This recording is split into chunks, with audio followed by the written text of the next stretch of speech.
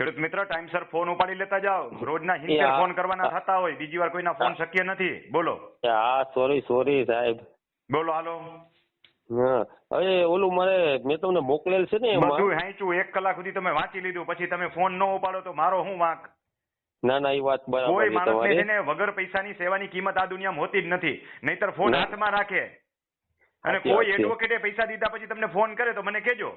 ના તમારે કરે એની હો, કોઈ ઓફિસે ના જઈને 1 કરે. કલાક બેહવું પડે અને તોય તમે હા. ફોન તો ઉપાડો નહીં. મૂકી દો, આપણે નથી વાત કરવી. ના. બોલો હાલો ઝડપથી હવે. હા તો હવે ઈ મારે વેચવી છે, સમજી ગયા? વેચશો ક્યાંથી? હજી તમારા લોચા છે ઈ તો છટકાવો પેલા. શું એમાં? નવી શરતમાંથી જૂની શરતમાં ટ્રાન્સફર થઈ ગઈ, એની માપણી સીટ હા. મળી ગઈ તમને તમારી માપણી પાસે? છે? હા. નહીં ઈ નથી મળી. તો માપણી સીટ વગર કોને વેચશો તમે? તમારા ગળામાં ગલકું છે એ બીજાને ગળામાં દેહો. પેલા ઓહ, તમારી તો જમીન આમાં ચોખ્ખી તો કરો તમે. તો આમાં 4 તો દસ્તાવેજ થઈ ગયેલા હે. તો તમે શું કામ એવી ખરીદી? તો આપને આવી તો ખબર ના હોય ને. હવે તમે કોઈને વેચશો તો સામેવાળો થોડો આંધળો હશે. હા એ જોશે તો ખરો ને. પેલા માપણી સીટ કઢાવો.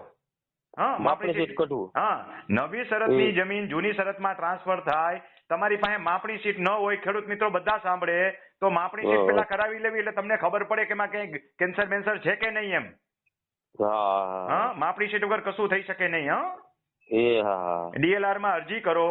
ઓનલાઈન હા. અરજી કરવાની છે IORA પોર્ટલ ઉપર. જો માપણી સીટ ન નીકળે તો સમજી લેવાનું કે તમે જમીન વેચી શકશો નહીં. કોકનું ટોકન લીધા પછી ફસાઈ જશો.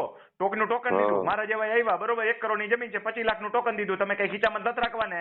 ક્યાંય તમે હા. કોકને બીજાને ટોકન દીધું, પછી ઓલો કે આની માપણી સીટ લાઈ, નકર લાઈ પૈસા પાછા, તો શું કરશો? હા ઈ બરાબર માં છે. ટોકન દીધા પછી ઓલોય ગળું પકડશે, નાય ગળું પકડશે. તો પેલા માપણી સીટ કરાવી લો ને. હા. એ હારું.